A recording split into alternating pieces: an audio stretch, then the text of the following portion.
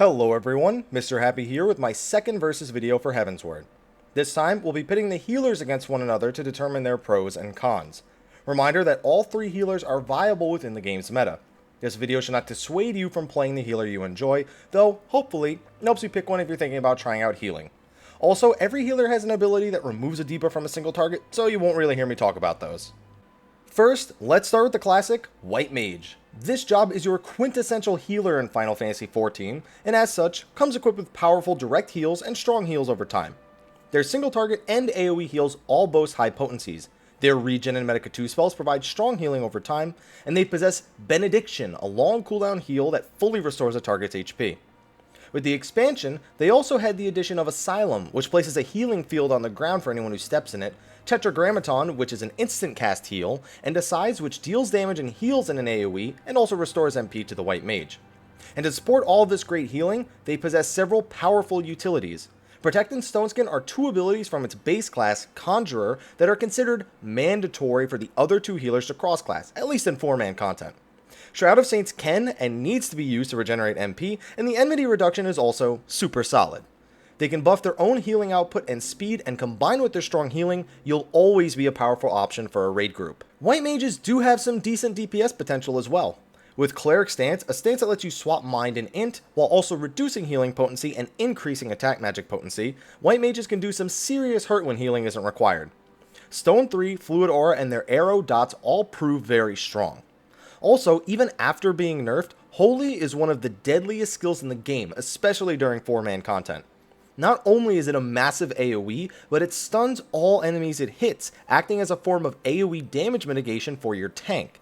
It can be quite satisfying to Divine Seal, regen, lay down an Asylum on the tank, and go ham with your damaging spells. As for cross-class, White Mage draws from Thaumaturge and Arcanist. From Thaumaturge, Swift Cast is mandatory, with Surecast being a good choice on certain fights.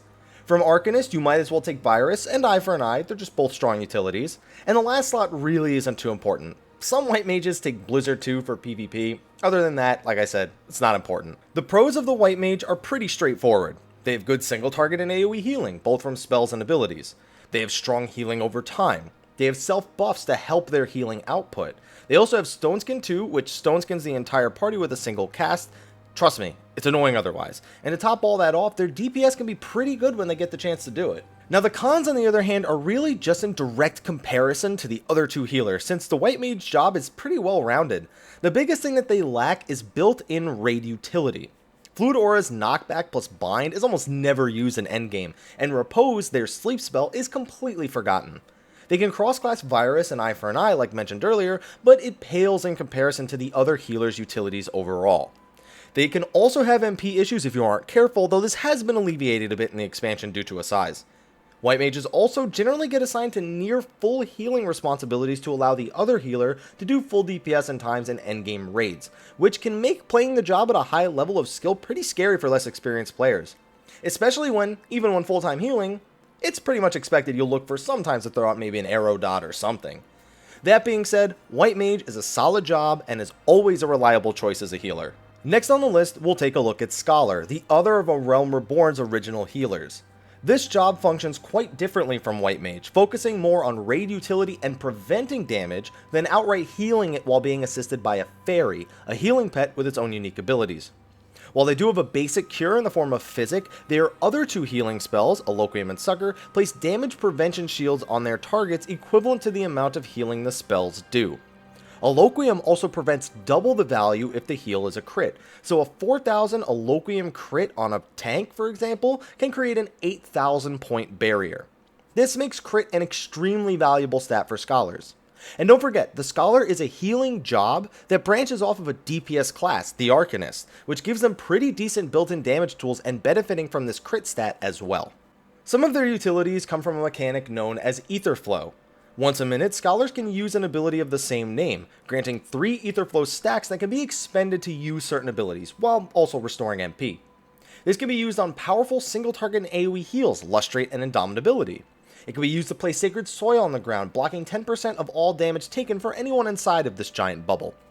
It can also be used on the Arcanist ability Bane to spread dots to nearby targets for more DPS, or Energy Drain to deal some damage and restore some HP and MP to the Scholar. Outside of this, they have the fully powered versions of those cross-class abilities we mentioned before. Scholar's Virus reduces a target's strength, intelligence, mind, and dexterity by 15% for 10 seconds, while Eye for an Eye places a buff on the target that can cause opponents striking that target to gain a debuff that reduces their damage dealt. Has to be used a little bit intelligently since it is a proc-based mitigation. Scholars also received 3 new utilities in the expansion. Emergency Tactics changes Eloquium and Succor so that instead of granting shields, they just heal for the shield's value, granting them a bit more direct healing when needed.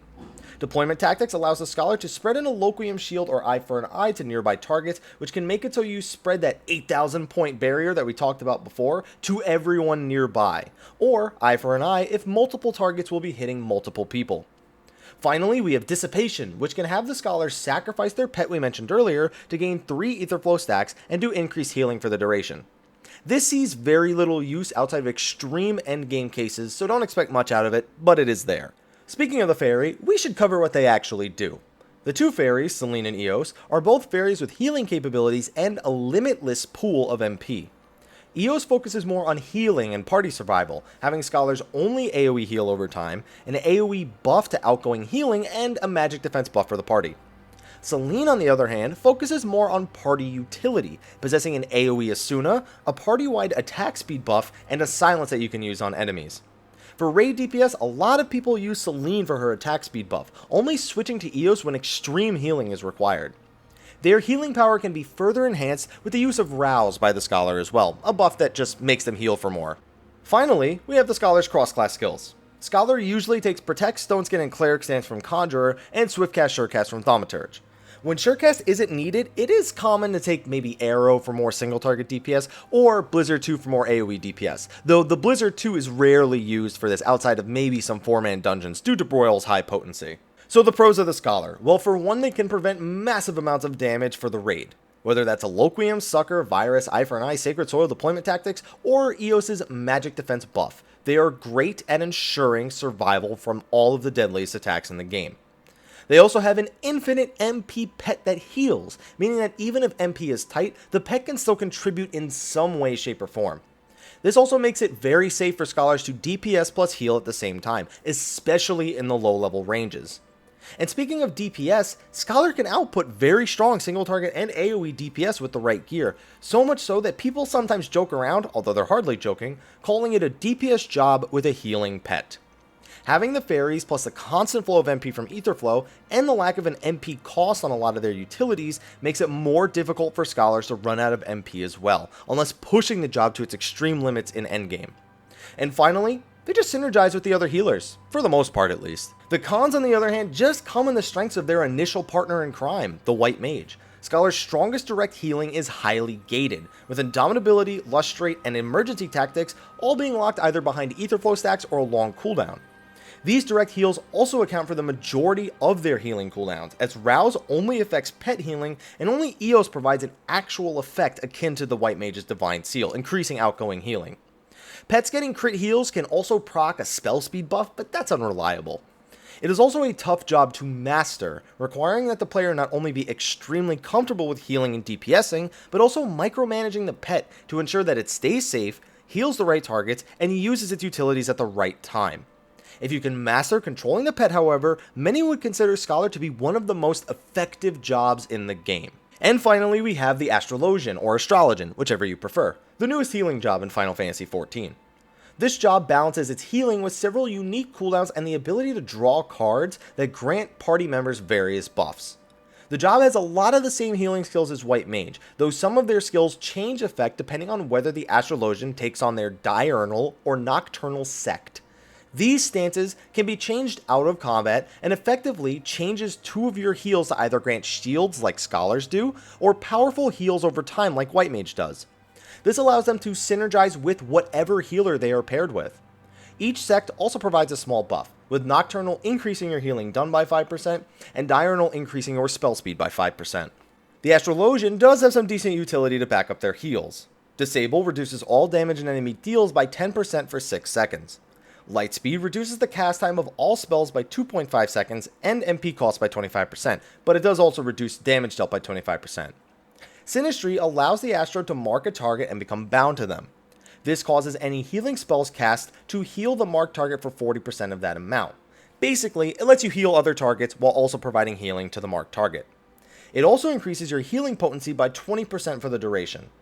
They have one instant cast direct heal in the form of Essential Dignity, which heals for more the lower the HP of your target is, essentially making it more effective at low health values. Finally, they have Collective Unconsciousness, which disables the Astrologian from using any abilities, and any movement breaks a channeled spell's effect. It creates a bubble that grants anyone who steps inside a reduced damage taken effect similar to Sacred Soil and a heal over time similar to Asylum. The heal over time also persists when leaving the bubble, so it makes for a super powerful mitigation plus healing tool all built into one. Astros do have some basic damaging skills as well, but nothing fancy. The bulk of Astrologian's power is in its card drawing system. They are able to randomly draw one of 6 cards from their Divining deck that grant the party various effects. The Spire gradually restores TP, the Ewer gradually restores MP, the Spear reduces the cooldowns of any ability used while under its effect, the Arrow increases attack speed, which encompasses skill speed, spell speed, and auto attack speed, just for clarification. The Bowl decreases damage taken, and the Balance increases damage dealt. You are able to reshuffle these cards, store one away for planned use later, and even sacrifice them in order to empower the next card you use. With a little bit of luck and some smart playing of the deck, these buffs can make Astrologian very versatile. And to top it all off, they have 2 abilities that can extend the duration of any of these card buffs or the Astrologian's heal over times or personal buffs. Time Dilation can be cast on a party member to increase the duration of all buffs granted by the Astrologian on said party member by 15 seconds. The Astro can't cast it on themselves, unfortunately, though. The other ability is Celestial Opposition, which stuns in an AoE and extends all buff durations on all party members it hits by 5 seconds. This can be used to extend AoE card effects, Sinistry, or even their MP regenerating tool, Luminous Ether, which basically acts like Shroud except that it reduces enemy generation. It doesn't just cut your current enemy in half. Finally, we get to the cross-class skills. Astrologian follows the same cross-class skill rules as Scholar, though they almost always take Arrow instead of Blizzard too, since they do have a powerful AoE spell built into their kit in the form of Gravity. So the pros of the Astrologian? Well, the job is 2 style choices, making it able to fit into any raid composition theoretically. Its healing utilities are also very unique and can make healing in situations where 2 targets are taking damage or a lot of mobility is required very smooth. Disable also acts as a powerful mitigation tool, especially if paired with the Scholar's awesome utility. The card buffs are massive if you draw the right ones. It's possible to give the buff the Balance to last up to 80 seconds on a target. 80 seconds of 10% increased damage. Or maybe you could do 35 to 50 seconds of 5% more damage for the entire party. Either way, it's pretty crazy how much they can enhance the damage of their party members. Their heal over times and Diurnal Sect are also very powerful if paired with Sinistry. The job does have its fair share of cons though. For one, its DPS potential is severely lacking while leveling, and even at level 60 leaves a lot to be desired, especially in endgame raiding. Its Nocturnal stance also feels much weaker than its Diurnal counterpart. It pretty much fulfills its role of being a substitute for Scholar shields, but in no way makes up for running with the White Mage Astrologian composition in Nocturnal. Nocturnal shields also don't stack with Scholar shields, while the Diurnal Hots do stack with the White Mage Hots. Though the Diurnal Hots of 2 different Astros don't stack, but still the whole Nocturnal not working with a Loquium thing sucks. Nocturnal is pretty OP in PvP though, I'll give it that. The other real con is just that so much of the job's utility is baked into this RNG card system. It's great when you draw the right cards, but it can be terribly frustrating if you draw the wrong cards. And because so many of their learned abilities interact with cards, it causes them to feel like they lack certain skills outside of this card system. If you draw some good cards and learn some tricks to make more of your draws useful, the Astro can be quite engaging to play though. So of course, like with my tank video, I know people want to hear my ratings on the jobs. For the top 2 slots, it's actually pretty close since I love the new healing abilities for the White Mage, and the Scholar abilities are only really useful in endgame raids. However, the Scholar takes it as number 1 for me. The job just feels like it was put together perfectly, and just because it can be difficult to master doesn't mean it doesn't function without that mastery. It actually functions super well, and it's really satisfying to play, especially when you deploy that crit ad low. Ugh. On top of that, who doesn't love an infinite MP pet that heals and buffs the party? I could go on all day, but Scholar is the winner for this video. Close second place is White Mage, who is honestly also super fun to play. It feels great to have such force behind your healing, and the ability to throw triple Divine Seal Hots with like Regen Medica 2 Asylum on the tank, and then just DPS with your Arrow 3 and your Holy, it just feels broken at times, at least in 4-man dungeons. It can be a little bit of hell managing MP if you do this, but thankfully, Assize helped alleviate that in the expansion. If the job only had more raid utility, I'd value it over Scholar, but outside of the convenience that is Stone Skin 2 to give everyone the effect just before pulling, it doesn't really have any built-in utilities. Regardless, super fun job to learn and play. And third place falls to the Astrologian. It's odd considering that it's actually the only healer I have at 60, and I really enjoy playing it, but let's just say that doesn't stop me from getting frustrated with it. After its recent buffs, the job functions fine in content. It just leaves a lot to be desired when it comes to what the job is capable of. Its damage isn't that great, Gravity is arguably the worst AoE spell between the three healers, and it's your only AoE damage source and you don't even get it to level 52. And outside of the cards, the job just lacks power. Like I said before, it feels great when you draw the right cards, aka the balance, but it's the worst feeling when you just keep drawing Spires and Ewers all day. If the card draws don't frustrate you though, try it out. So those are my thoughts on the three healers for Final Fantasy XIV. Let me know what your thoughts are in the comment section of the video below. Be sure to like, favorite, subscribe, and share, and stay tuned for more Versus videos because, as I'm sure you guessed, there are definitely more coming. Anyway, thank you for watching, and I will see you all in the next one. Until then, take care.